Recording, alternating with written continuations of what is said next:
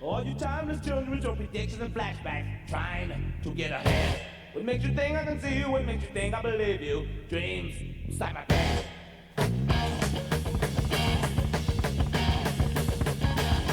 Have you heard me lately? We were stepping up way late. Shot, that's from the past. All the dreams were flying, all the thoughts were dying. Heard, it's running fast.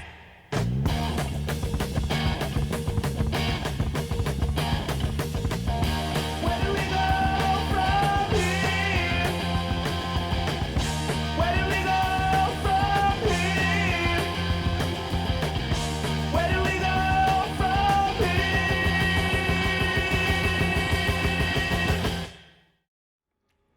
Howdy folks, Indestructicon here with another build video. A lot of this was covered in the last one in the work in progress. This is the flak pet build using the warloader here, and I will try to keep this one short as it is Sunday, it's hot, I'm tired, and there's a new RLM video I want to get to, so let's just get into it.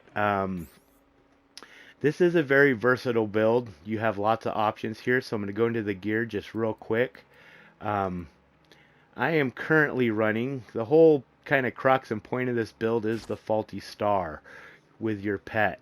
And you have lots of options here with your shield and with your artifact here. I'm currently going with an ice faulty star with an icebreaker deathless. I've done speed tests and slaughter shaft, and if you want to go with something like radiation and you want to go with like a atom bomb victory rush or an atom bomb deathless, the differences in times were negligible. These are just as efficient at mobbing and bossing. I seem to just be getting slightly better times with the ice setup. So I currently like the ice with the icebreaker deathless.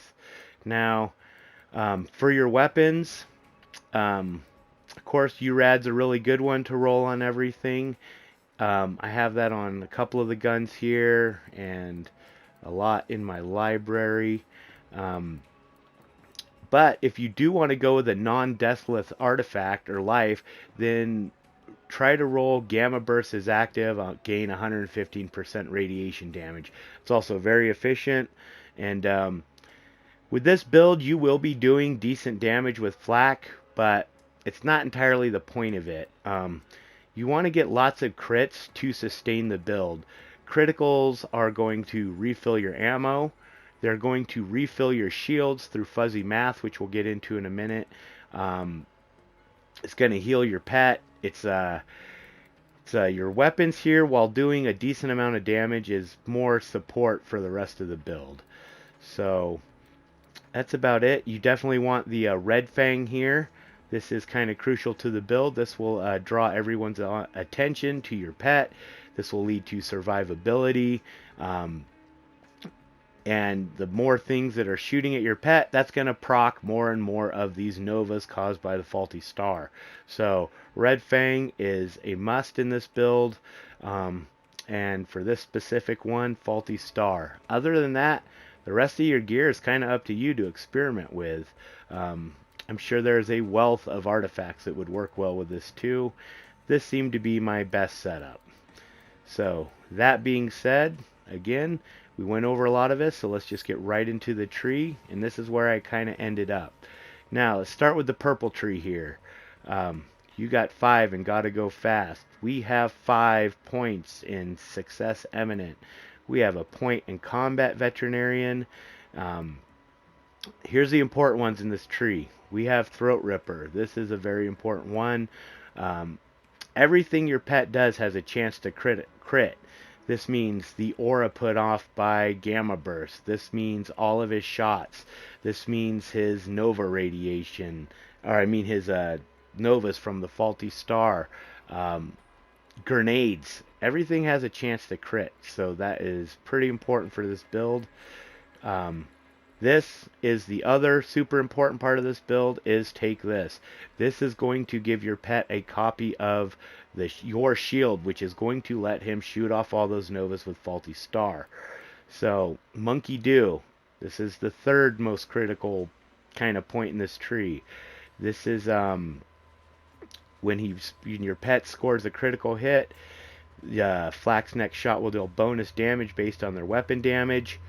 That's not the most important part of it. The most important part of it is your pet's critical hit damage is going to be doing 70%. He will be critting a lot. Then we have woolly armor for some survivability. Fuzzy math. This is one I have all 5 points in also. This is going to let your shots recharge you and your pet's shield, and your pet will also be recharging their shield and your shield. And then I don't know how to pronounce that right now. So the capstone here, we'll call it cap. We got 1 point into there. In our blue tree, we have maxed out 5 points in ferocity. We have 3 points in persistent hunter.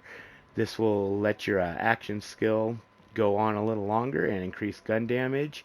This is a point just from a class mod, not that important. We have 5 points in frenzy, and we have 1 point in psycho head on a stick. In our orange tree, we have 5 points in interplanetary stalker. We have 2 points into leave no trace. This is going to help with your ammo regeneration. You will also get this regeneration when your pet scores criticals. So it's important that he's scoring a lot of criticals as well. We have 5 points in hunter's eye. We have 3 points in head count. Again, your critical hits are important for maintenance as they will help your action skill cooldown. We have 2 points in big game. We have 3 points in the most dangerous game, which this turned out to be a lot more powerful than I thought. I think in the last build I didn't have this maxed out, but go ahead and do that. We have 1 point in Galactic Shadow. We have 4 points in Grim Harvest. This is going to be gun damage and action skill damage, and your pet gains increased damage. And then yes, we go all the way down to Megavore. This is going to let our hits crit a lot, which is going to proc and resupply, all of that stuff. So we have just 3 little points here in Furious Attack just for some more damage. These stacks get up pretty good, and these affect you and your pet, more handling. I honestly had 3 points that I didn't super need, and I thought I'd plop them here for some more damage. As I said in the last video, we do not go down to lick the wounds. You do not need it. Your pet will be killing things incredibly fast. If you go down, you will be almost instantly popped back up by him. If you both go down, well, you know, it's tricky. It doesn't happen a lot, but you do enough damage to get yourself back up. Overall, this is a very survivable build. As the actual action skills we're using, if it wasn't apparent, I am going with Gamma Burst, and we are using Atomic Aroma, and we are using Empathetic Rage. So that's it. This is a very versatile build. You could switch your elements up depending on what shield you're using. It's highly survivable. As you saw in the little opening, most bosses are not a problem. I will say this, I'll be totally honest, this is not the biggest wiper outer of giant bosses. Hermivorius will take a little bit of time to take down, but it's a very safe fight. You are very durable. Everything will be focused on your pet. His shield will be recharging due to his crits and your crits, and it is a very acceptable takedown of Hermivorius. I didn't include it in the intro just because it takes a while, but you are more than capable, and it is a very safe way to fight any boss. Red Fang makes any content in the game very survivable and very doable. Some bosses, this is just a little slower to take them down. But as you saw, Wotan and some of the other guys are very, very quick kills. So I just thought this was a very fun build. I thought this was one of the best pet builds I've come up with, and thought I would share it with you guys. As always, if you guys have any suggestions to improve it, because I like to learn, I like to see what you guys have to say. If you have any different maybe skill tree setup or gear setup that you think would make this thing sing a little better, I would love to hear it. And like I said, I want to keep this one short. And I think that's all I got for you guys. Thank you again for watching, and we will see you on the next one. See you later. Cheers.